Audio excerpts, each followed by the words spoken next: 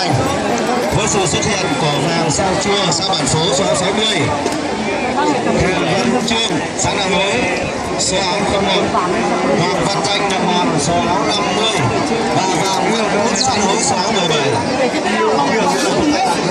Đặc biệt chú ý đến vàng Văn Quốc số áo 17 đã từng đương kim như vậy là vàng Văn Quốc số 17 đã vượt lên rồi. Mặc dù vậy thì các đại nhóm đang đá cùng nhau rất quyết liệt cho vị trí thứ hai, thứ ba và như vậy là vị trí thứ ba đã bước lên đang song hành cùng số 17.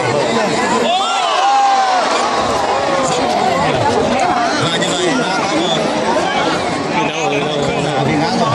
Chúng tôi đề nghị các bác sĩ chúng ta phải chuyên gia chăm sóc. Và như vậy là số người vẫn tiếp tục chạy. Không cứu đó là số 60. Đi luôn đi.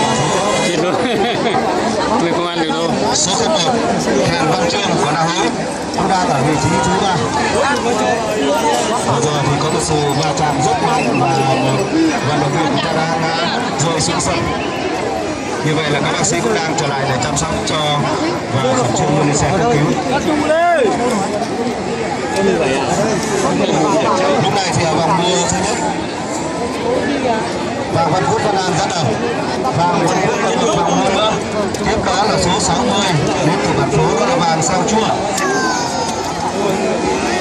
Số 1 Hàn Văn Trương Đà Hối vẫn đang tiếp tục ở vị trí thứ ba.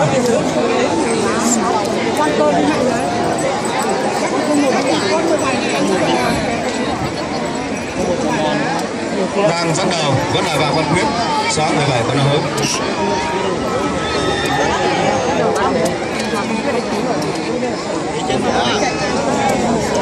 Nếu như chúng tôi không nhầm thì đó là Hoàng Văn Danh số 50 của Nà Mòn. Anh cũng đã bị ngã ngựa và đã bị tai nạn xảy ra.